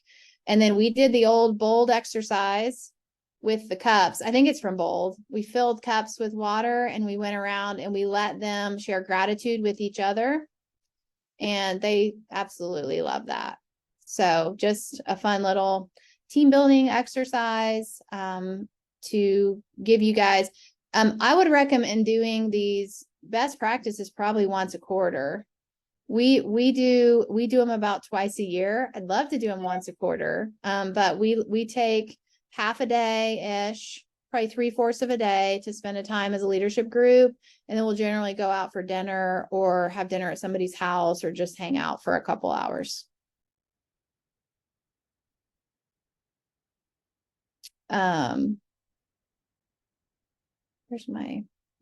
Okay. I want to show you guys one more quick thing and then we'll do some questions. So I'm going to show you our website real quick.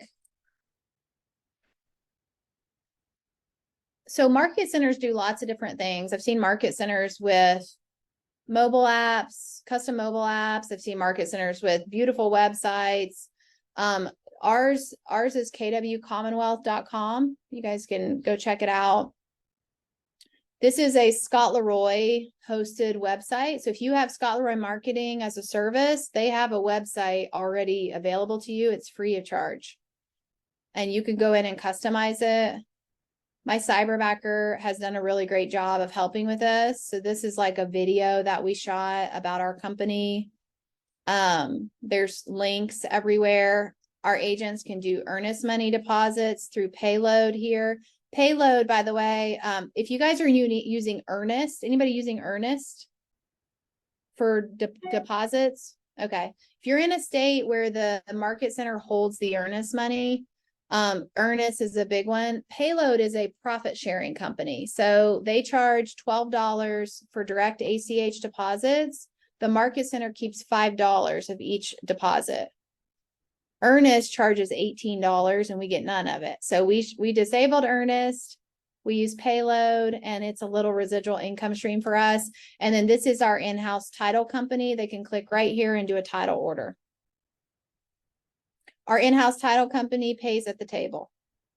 So that's a pretty big deal. They can get their commission check right at closing for using our in-house title company. And it's the only title company that we will approve pay at table. So that's just stuff you guys can check out. I want to show you a couple of things that I think are pretty cool. We keep a market share page on our website. This is updated monthly. So stats for the market center, each one of these they can click and download. There's all of our graphics. So year-to-date graphics, year over year, month over month. This market center is in multiple counties. Again, we have like 5 locations. So we have market share reports per county. So they can go in and pull them if they're in a county other than like our main office location. These are updated monthly and there's the lore. So Broker Metrics sends out lore reports every month at the beginning of the month. And we create a lore graphic that shows how this company is outpacing the local board of realtors. Anybody doing something similar with market share or lore? You're going to be. If you need these graphics, we have templates of these. I don't know. I don't think I have them in the notes, but I can get you these. We created all these. We have a concierge marketing service they can order. I'm just going to show you a couple of these things. Oh, office exclusives. So that would be like a delayed entry or listing inventory only exclusive to our market center. We keep a password protected link for that. and we send those out every day. But the agents can go here and see kind of like off-market, office exclusive inventory. Teamridge or Livian has its own website.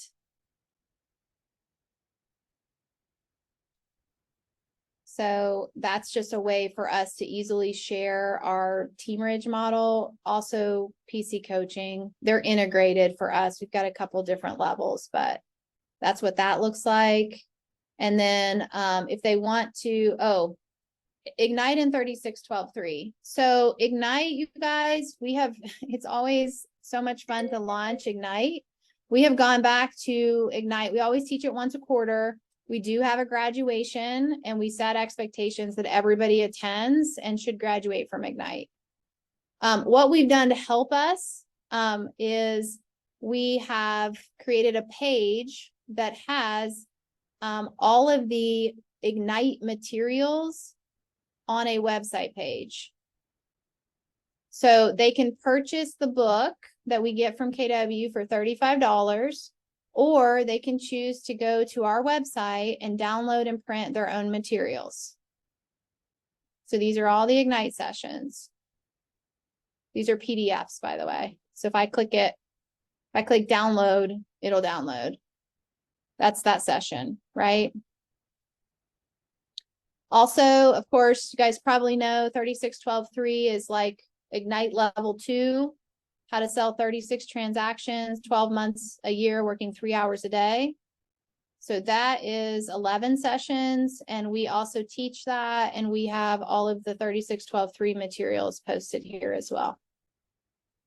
So that stays there when we're launching Ignite. If we're gonna, we go in and edit the RSVP link and that month's current schedule, right? I have a pretty cool Ignite tracker that we use internally that has the facilitator guide, the student guide, and the PowerPoint. I'll show it to you guys real quick. And if anybody wants this, just let me know.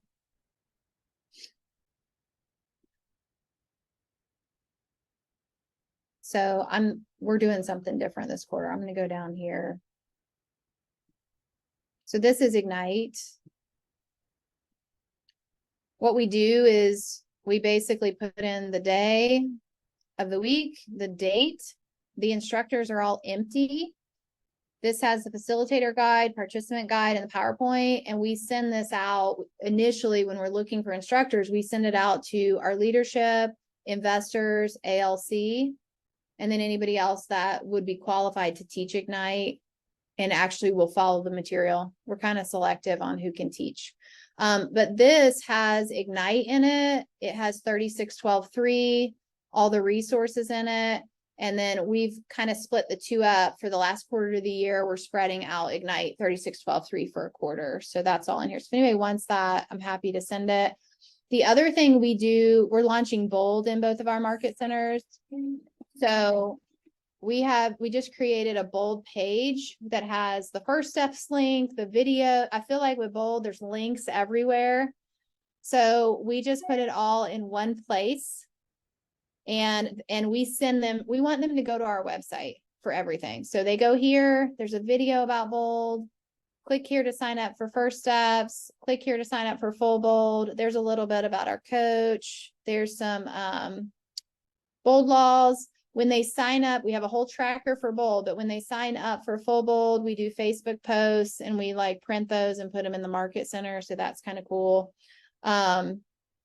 Ordering transaction coordination. This is also something we've done that I really love. We basically took all of the MREA playbooks, and I literally just came out of a recruiting appointment before this call.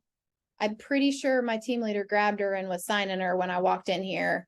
I set her down and we talked about her business, and she wants to grow her business through database. So I go straight down to database. I pull a playbook and I have a coaching consultation with her. I sent her this playbook after our meeting. So all of the playbooks that KW just gives us, we have put on our website so we can sit down. And also my recruits will now go to my website and see all kinds of stuff that we do. So these are in here, and we'll just keep adding to this because every mega camp and family reunion, they add more playbooks, right?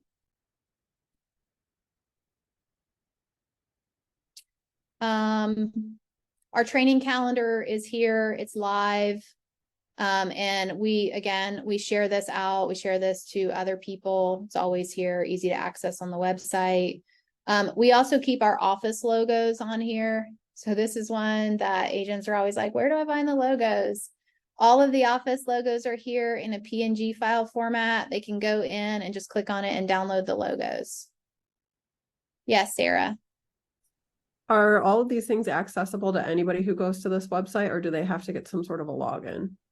These are all accessible. These are accessible. We've had all of this password protected, but we use a lot of this stuff in recruiting. So it's just honestly like, we just kind of give it all away. Okay. And then the calendar, at what point do you put out next month's calendar? It's actually there. So this is a Google integration. So you can actually see that it's from our Google Drive. And if you go down to the bottom, see if it loads, you can tab through the different months. Hold on a second. Let me refresh it. So right now you can click on October and you can see our October calendar. And it's still a little bit of the October's done, but if you go into December, it's not done. But the current month is shown, and they can click on any of these links and register or jump right into Zoom for the class. Okay. So they can kind of get an idea of what's coming up, but they know it's not done yet. Yep. Yep. Let me see if there's anything else. We cut in some of the stuff from KW Connect, like the Welcome New Associates page, some stuff about Keller Williams University, the Connect calendar. We've got some KWI resources. Something that I think is kind of cool is we do have a referral brokerage. So I have a tab on here. So agents will be like, well, what is the referral brokerage? How does it work? How do we sign up for it? So we have a tab. I just literally share the link. Hey, here's all the information about our referral brokerage. Please take a minute to watch this video. I explain the referral brokerage and let us know if you know how you'd like to sign up, or if you'd like to sign up, and we keep that paperwork in our onboarding templates. So I think in one of my offices, we just put 3 people in it yesterday. And I mean, it would be so much time to call them, explain it. Like, we just create systems so that we can easily navigate things that just anything that comes up repeating. You probably want to build a system for. Keller Williams Communities, that's all in here. So Kent did that for me.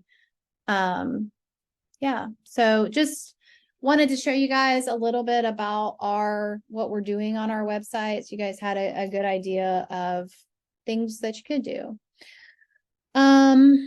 Yes, Diana, I will make a note. Diana, if you could actually email me, I'll put my email in there, and I will get that. I will send that to you. And then Sarah, I was supposed to send you something also.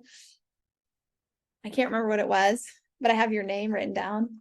I don't remember either, but hopefully Ken knows. If we missed it and you're looking for it, just let me know what you need. So you guys, we have 1 minute. We did blow through 2 hours again. And I feel like I could go on and on and on and on and on and on and on about systems, because we literally like find gaps and make presentations and graphics and stuff all the time. So I would love to hear just from you guys 1 or 2 things. Anything new today that you felt will be super helpful, or any takeaways or questions that you guys might have.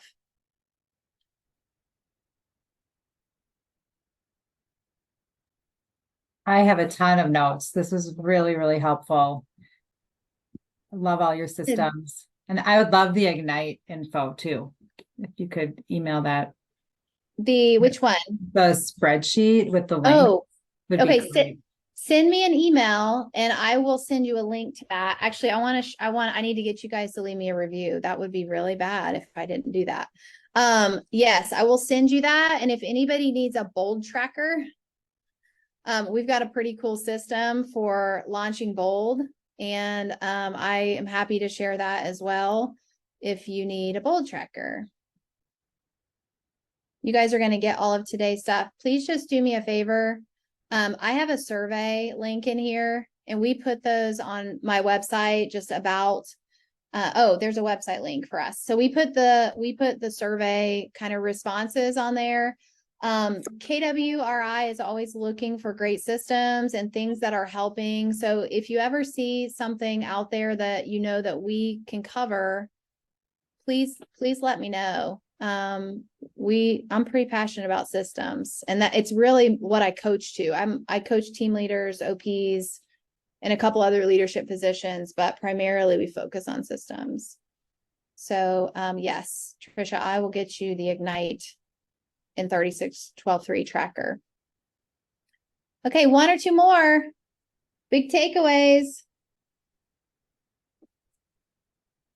or questions. Is your brain dead?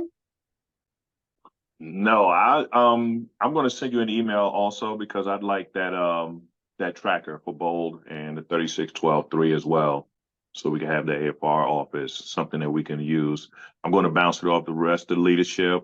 But this was great information and truly appreciate it. Absolutely. It's my pleasure. Thanks for coming, Dan. Sarah wants everything. Market Center in a box. We add stuff to it, too. So I'm like, oh, what's that new system I added? I need to get that to the group.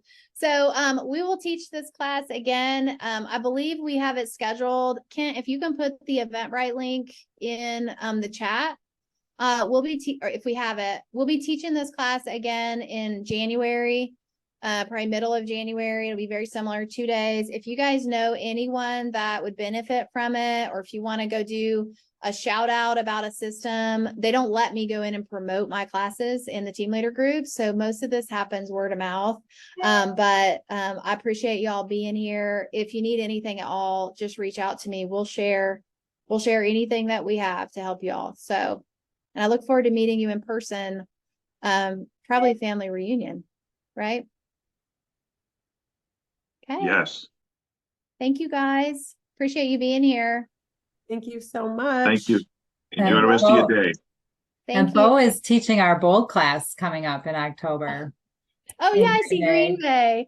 He's trying to Uh-huh. get me to come. He said, "Do you want to?" I went to Dallas with him 1 week last time, and I was like, so I Googled Green Bay, like what to do in Green Bay, and I'm like, there's nothing to do there. I don't know what I would do. I don't do sports, right? That's big, and I guess breweries maybe was There you another go. thing. So I'm on the fence if I might pop into Green Bay. I'm undecided. Well, you can come and hang out with all of us. There you go. There you It'll go. be fun. Thank you so much. My pleasure. Thank Yeah. you. Yeah. Thank you guys.